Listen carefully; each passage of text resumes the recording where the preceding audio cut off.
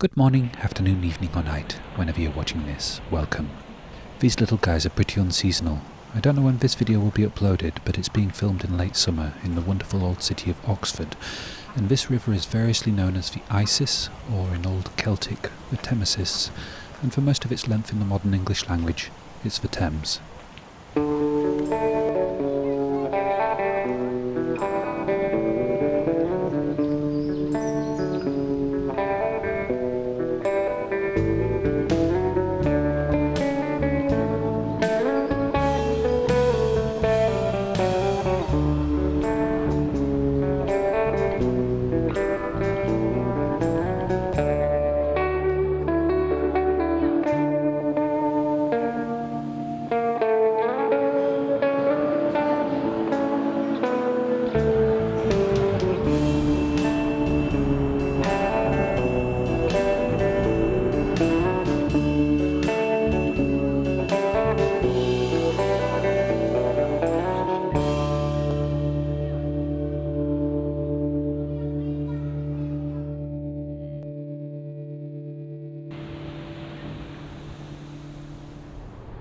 I don't need a permit to mudlark this far up above London, but there really isn't any mud to speak of, so I'm heading 3 miles downriver to the only spot with even a hint of potential. I think those swans are the first I've seen in about 20 years. They don't seem to thrive up north, at least not in the waterways I know.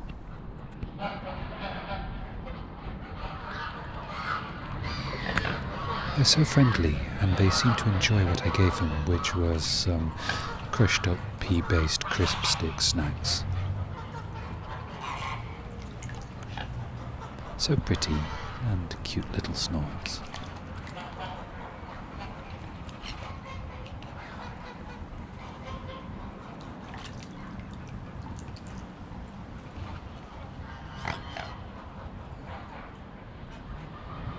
We're arriving now at Iffley Lock, originally built in 1632. Built on the site of an early 14th century weir, the first known ownership record of it is from 1302, though there is a record that there was a bridge here before that. And it's been rebuilt and changed several times since to accommodate different traffic, control water flow in times of flood, and now it seems popular with the birds. The starting ring, where the Oxford Regatta and what's known as the University Bumps races begin, currently missing the ring. This is the Eastern Bypass Road Bridge, and it certainly looks like it's not a good place for mudlarking, but potentially a great place for magnet fishing. Not surprising there's so many bikes. This is Oxford, and the bike is king of the road here. I've never been in a city before where car drivers act so considerately to bikes and pedestrians. It's both strange and wonderful.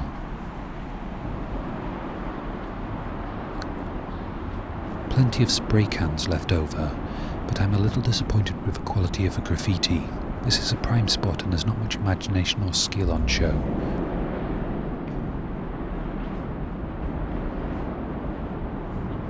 Ooh, someone left a rucksack. Do I want it? I might grab it if it's obviously been abandoned and there's nothing in it that needs to be returned to its owner. I do go through rucksacks quite quickly. Ooh, looks like there's a rental bike and a scooter at this end. In quite rough shape, I doubt either of the former owners would actually want their property back now. I'm a little surprised that the magnet fishers didn't take all this away for scrap, though I suppose access might be hard for a truck or a car with a trailer. It's certainly all too big and ungainly for me to take home.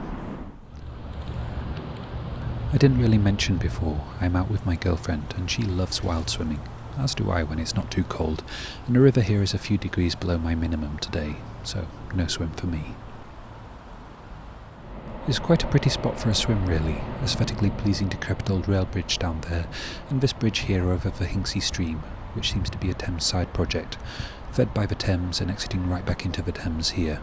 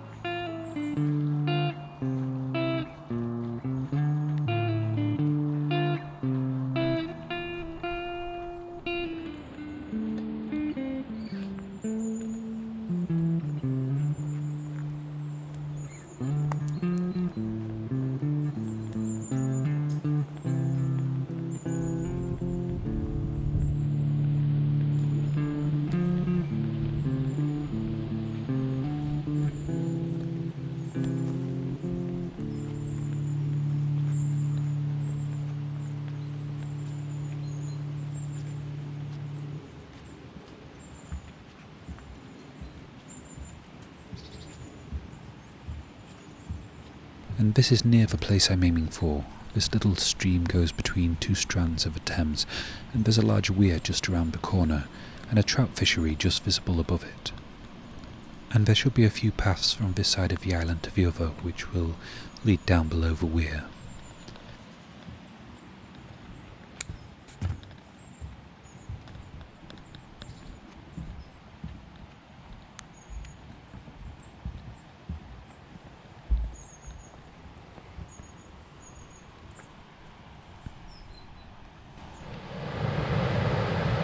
This is as close to the weir as I can really get, and there is a few bits of flotsam and jetsam here, and a tiny gravel beach which I'll search.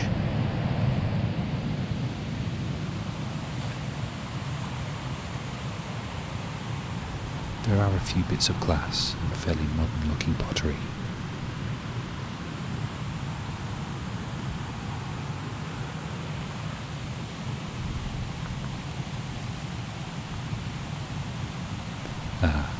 Little piece of clay pipe stem.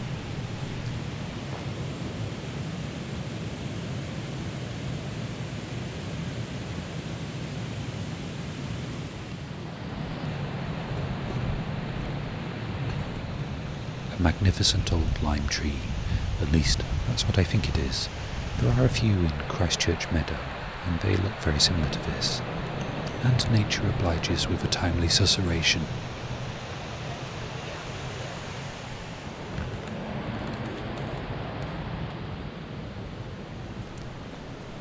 Oxford itself is so neat and constrained.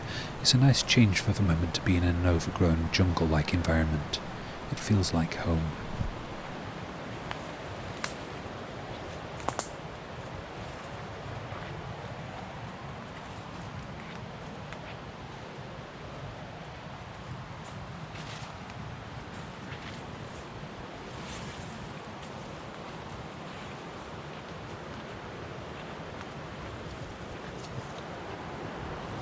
And this clearing, I guess, is a prime fishing spot. I'm not really into fishing myself, but I think I will try magnet fishing one day.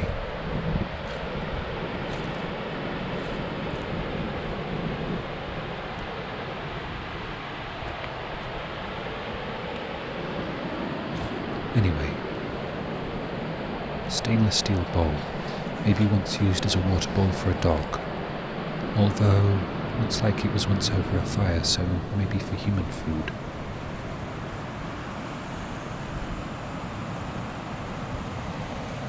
Now, anything else to find here? Sad carcass of a camp chair, which may well have been put on the fire when the fire was still lit.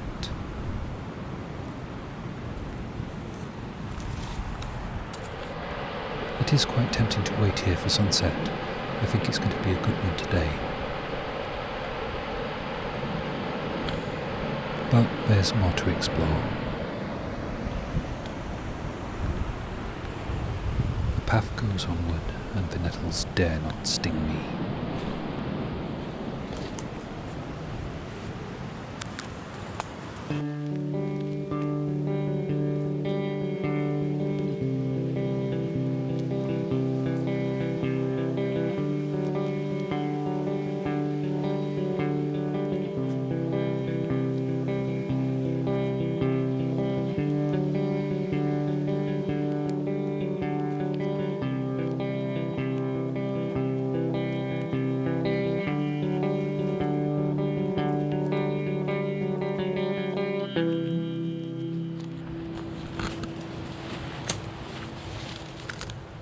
Looks like a pirate treasure chest, but it's not. It's a wood effect plastic water butt lying on its side. Too big for me to take.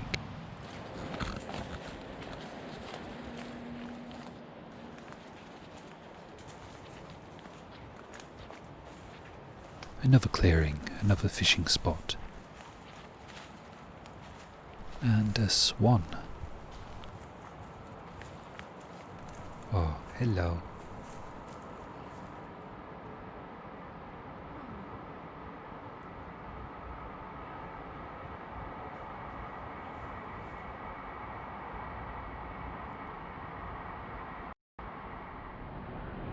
I don't think the camera can really capture the scale of this beautiful creature. It's twice the size at least of the geese I feed by hand at home, and I did put the camera away and got it to trust me enough for it to eat out of my hand. I think that's going to be an enduring memory.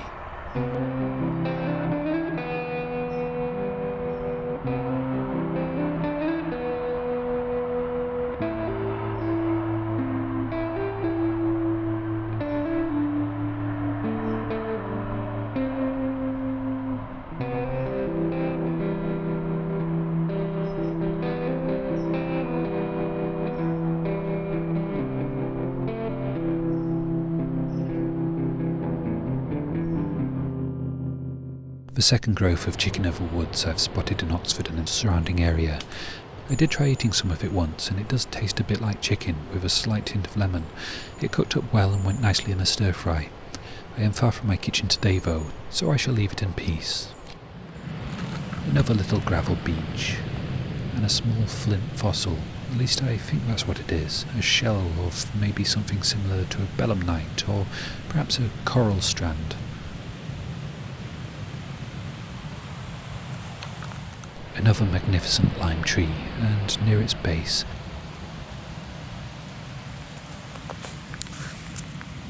a ceramic bottle stopper.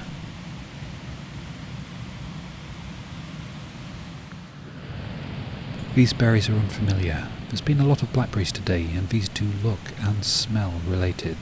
Does anyone know what they are? We're back on the main path, and this stream splits the island. I'm not at all sure if there'll be any beaches downriver of where it joins the other strand of the Thames, but I'm at least going to check.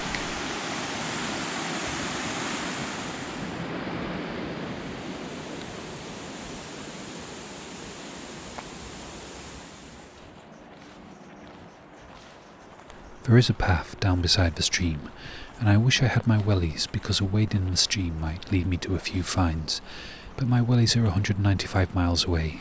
This trip was for a very different reason than mudlarking. So just got to make do with exploring the water's edge and seeing if the river has dropped anything when it was higher.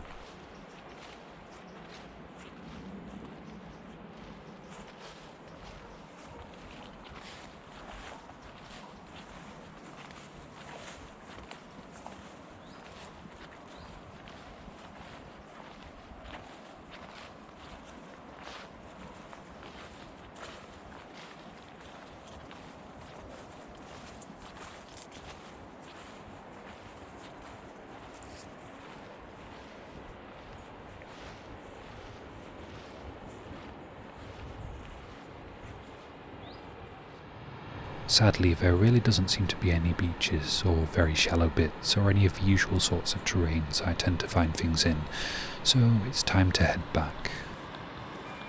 And a minor plus side of finding so few things is I don't have much to clean up, and I don't think I'll need to film a roundup either.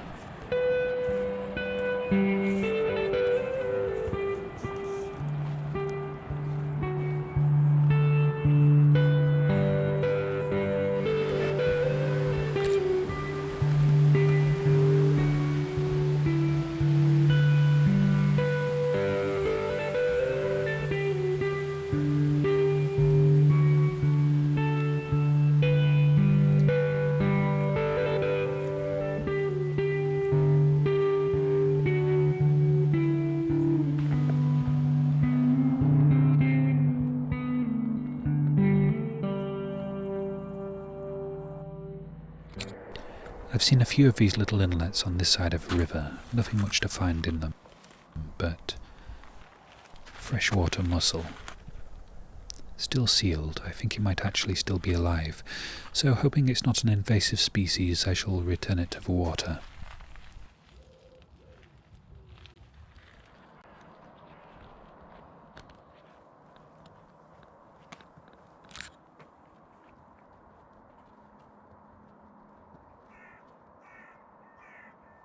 Oh, I hope I'm just anthropomorphizing a natural expression that doesn't mean anything like the disdainful intent that look seemed to suggest.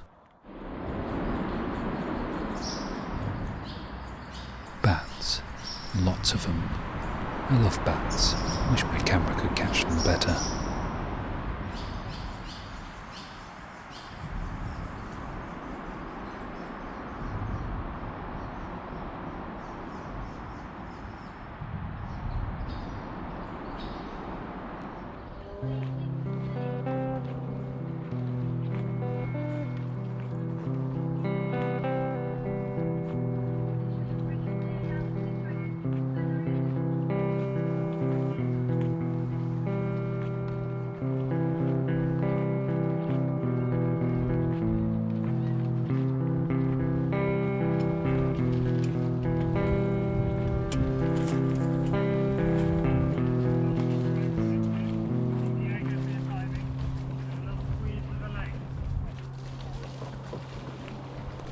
It really is nice to see so many people enjoying the river in different ways.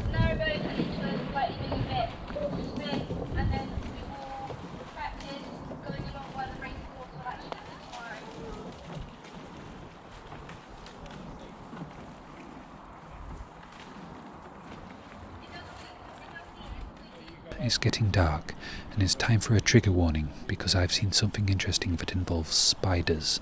So, arachnophobes, you might wish to stop watching. I hope you've enjoyed it up to this point. Please leave a like, a comment, share, donate, buy or ignore. Thank you all very much for watching, and for now, goodbye.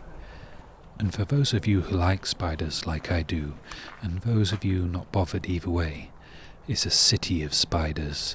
I don't think I've ever seen so many living in such close proximity, using other webs as support structures to build their own upon. The light must attract enough insects to sustain them all, but it's still early, and they're still building.